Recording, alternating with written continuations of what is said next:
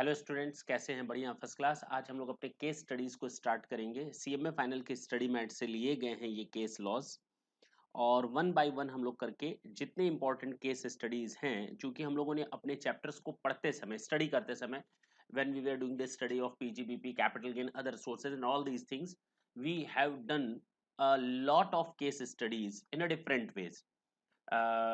लेकिन आज हम लोग जो आपके स्टडी मटेरियल में स्पेसिफिकली केस लॉ का सेशन दिया हुआ है, दैट इज सेशन सी, हम उसको स्टार्ट करने जा रहे हैं। वन बाय वन सारे के सारे case studies, one by one in the mean कि जो केस स्टडीज हम लोगों ने आज तक टच नहीं किए होंगे कहीं पर, मोस्ट प्रोबेबली उनको हम लोग देखेंगे, या कोई अगर इंपॉर्टेंट मिलता है भले ही उसका रिपीटेशन हो जाए, नो वरी अबाउट दैट, हम उनको करेंगे। चलिए देखते हैं क्या कहता है ये केस स्टडी। सबसे पहला इंपॉर्टेंट है, केस स्टडी है क्या?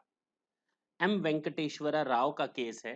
इसमें यह कहा गया, क्वेश्चन पूछा गया कि अगर पार्टनरशिप फर्म, मान लीजिए एक पार्टनरशिप फर्म है, उस पार्टनरशिप फर्म में 4 पार्टनर्स हैं, उन पार्टनरशिप फर्म्स का अपना अपना कैपिटल अकाउंट है।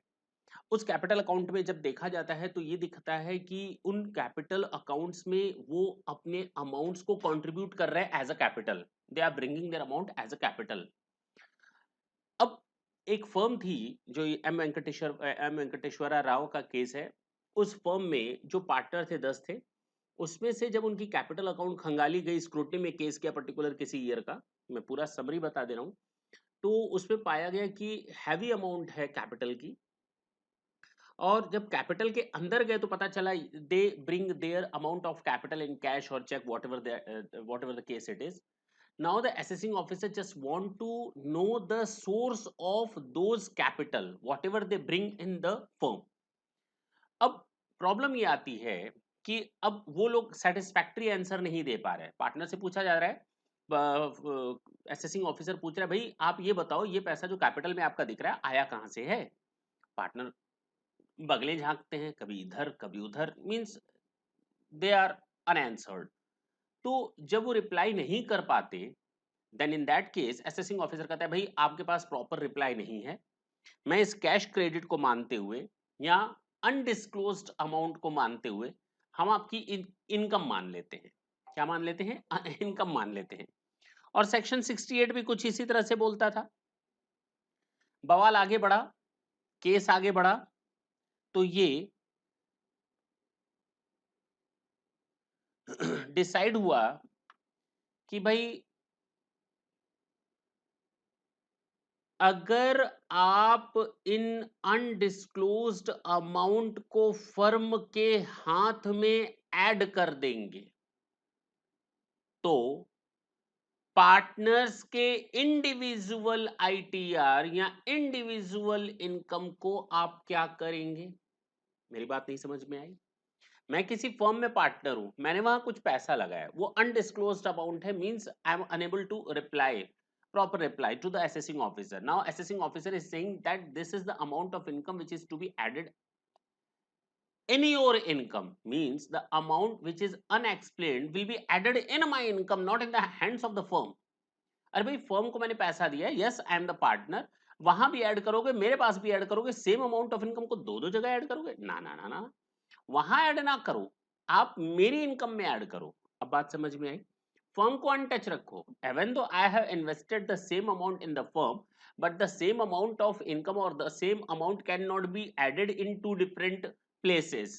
तो ये डबल टैक्सेशन हो जाएगा और हरासमेंट अलग से होगा। आप वैसे ही ज्यादा टैक्स रेट लेकर के तो वैसे भी सेक्शन 68 69 में हरासमेंट देते ही हो एसएससी को, आप वहां फर्म के हाथ में छोड़ दो।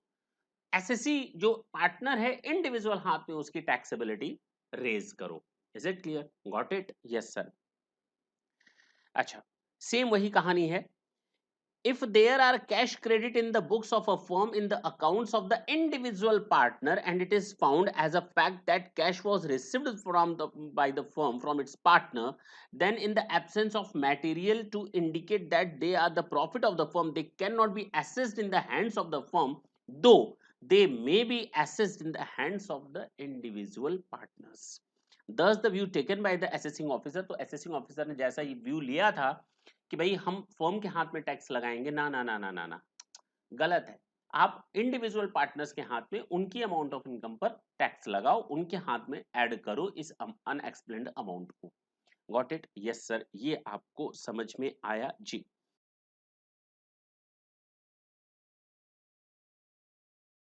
नेक्स्ट केस लॉ की ओर चलते हैं। बहुत ही इंपॉर्टेंट केस लॉ है। फिर से हम लोगों ने लास्ट सेशन में आपका ये केस लॉ देखा था, सेकंड हम अभी हटा दे रहे हैं, चैरिटेबल इंस्टीट्यूशन से रिलेटेड है।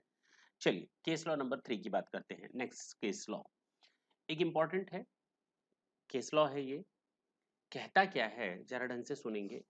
ये कहता है कि एक होल्डिंग कंपनी है जो आउटसाइड इंडिया है, वो पेरेंट कंपनी है, और एक इंडियन कंपनी है जो इंडिया में उसकी सब्सिडरी कंपनी है।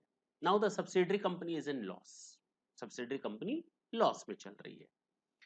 अब अगर सब्सिडरी कंपनी लॉस में चल रही है तो इसका सीधा इम्पैक्ट होल्डिंग कंपनी पर पड़ेगा।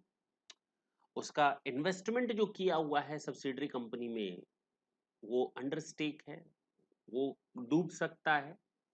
तो होल्डिंग कंपनी अपने उस इन्वेस्टमेंट को प्रोटेक्ट करने के लिए सब्सिडी देती है अपनी सब्सिडरी कंपनी को। सब्सिडरी कंपनी को सब्सिडी देती है कि भैया ये लो पैसा, अपने आप को प्रोटेक्ट कर लो। अच्छा, और सब्सिडरी ने वैसा ही किया। अब असेसिंग ऑफिसर कहता है कि भाई अगर कोई सब्सिडरी कंपनी लॉस मेकिंग है, उस लॉस मेकिंग के लॉस को खत्म करने के लिए अगर आप सब्सिडी लेते हैं even though from the parent company, then in that case it would be treated as the income in the hands of the subsidiary company shall be charged to tax। अब आपको लगेगा बात तो बिल्कुल सही है, उस लॉस को खत्म करने के लिए कुछ पैसा लगाया होल्डिंग कंपनी ने। लेकिन होल्डिंग कंपनी ये कहती है कि भाई मैंने ये पैसा, या सब्सिडरी कंपनी ये कहती है कि भाई मैंने जो पैसा लिया है सब्सिडरी कंपनी ने, ये हमने लिया है लॉस मेकिंग की कंडीशन में, और होल्डिंग कंपनी ने, पेरेंट कंपनी ने ये पैसा इसलिए लगाया है, सब्सिडी इसलिए दी है ताकि उसके इन्वेस्टमेंट का प्रोटेक्शन हो सके। तो इन्वेस्टमेंट को लूज होने से बचाने के लिए होल्डिंग कंपनी ने अपनी सब्सिडरी कंपनी में सब्सिडी दी है। It must be taken as a capital receipt and not the revenue receipt.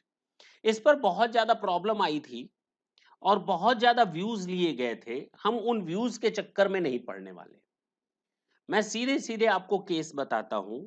Siemens public communication network limited है, CIT versus CIT, supreme court का डिसीजन है।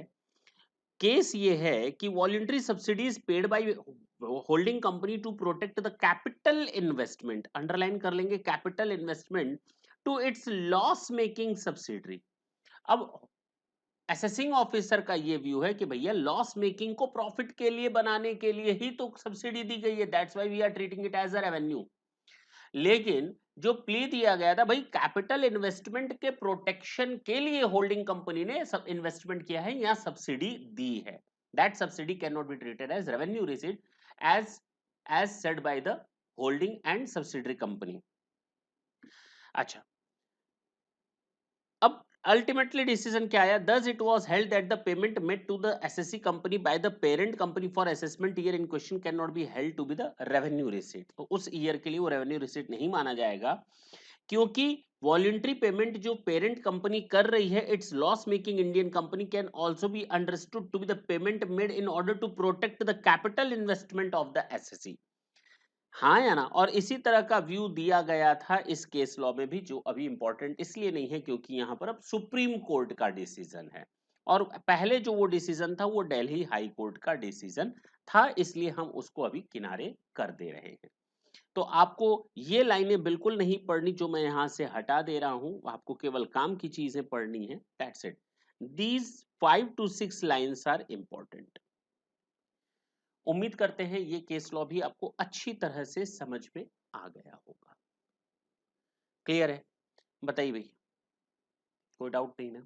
नेक्स्ट सेशन में जब हम आपसे मिलेंगे तो आपसे नेक्स्ट केस लॉ के बारे में डिस्कस करेंगे जी। तब तक के लिए tata and bye bye, thank you. चलो।